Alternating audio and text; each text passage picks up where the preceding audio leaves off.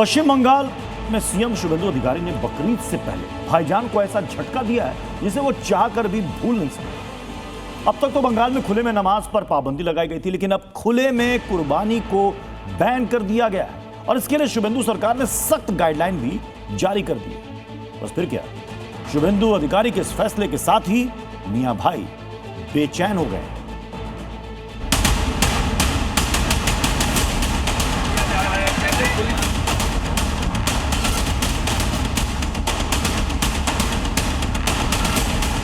बंगाल में सत्ता परिवर्तन के बाद शुभेंदु सरकार ने जो सबसे बड़ा फैसला लिया था वो था खुले में नमाज बंद, जिसके बाद बंगाल के भाईजान भड़क गए।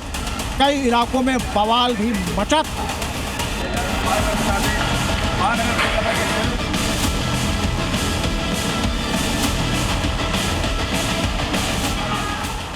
लेकिन बकरीद से ठीक पहले दादा ने खुले में नमाज के साथ साथ जानवरों की कुर्बानी पर भी पूर्ण प्रतिबंध लगा दिया। मतलब ये कि पश्चिम बंगाल में अब सार्वजनिक स्थानों पर, सड़कों पर और खुले क्षेत्रों में जानवरों की कुर्बानी नहीं होगी। दरअसल पश्चिम बंगाल सरकार की तरफ से जो नए नियम और गाइडलाइंस जारी किए गए हैं उसके मुताबिक जानवरों की कुर्बानी केवल अधिकृत स्लॉटर हाउस में होगी। कुर्बानी से पहले फिटनेस सर्टिफिकेट लेना अनिवार्य होगा। नियमों का उल्लंघन करने पर 6 महीने तक की जेल हो सकती है। कोई भी जानवर का आदमी के सामने नहीं काटना चाहिए, खुला में नहीं काटना चाहिए, यही होना चाहिए। ये तो ठीक ही है। और गौ माता जब ये सेंसिटिव इशू है, क्योंकि माता बोलता है अलग धर्म का इंसान, जब माता है तो उसको काटना भी नहीं चाहिए।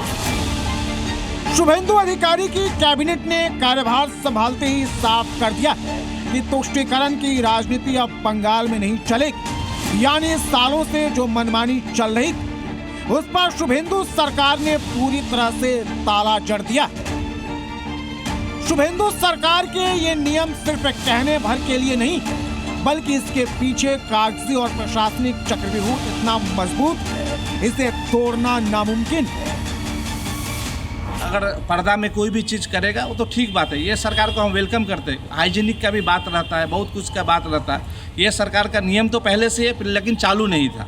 जो हुक्म हो सरकारी तरफ से वो हर धर्म पे, हर जमात में हो, खास करके मुसलमान के वो क्यों टारगेट करता है? हाँ, ये ठीक है। बहुत सारे लोग हैं जिनको खून देखने से प्रॉब्लम होता है, कम उम्र का, वो लोग नहीं देखेंगे तो अच्छा ही है ना। सड़क के ऊपर कोई खून, अगर कोई जा रहा है, किसी के ऊपर खून का छींटा भी पड़ सकता है, ये अच्छा डिसीजन है।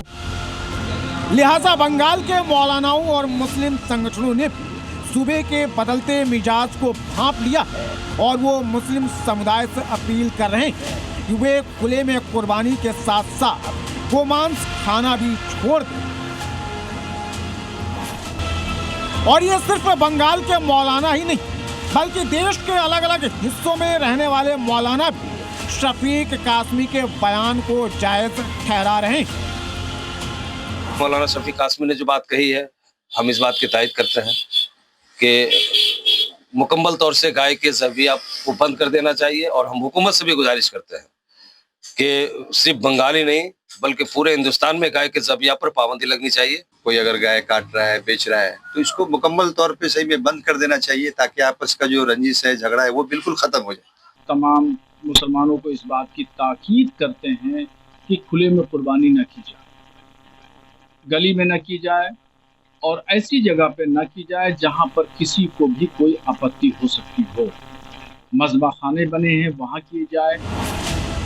दरअसल भाईजान भी ये जानते हैं कि अगर उन्होंने कानून हाथ में लिया, शुभेंदु सरकार के फैसलों का सख्ती से पालन नहीं किया, तो दादा अपने अंदाज में हिसाब करेंगे।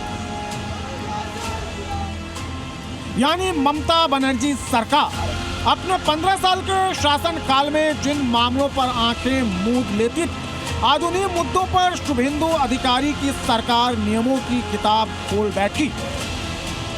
और इतना ही नहीं, बंगाल के सीएम शुभेंदु अधिकारी ने तो अब जनता दरबार भी खोल दिया, जहां सीधे जनता की बात सुनी जाएगी, उनकी समस्याओं का हल भी ऑन द स्पॉट हो।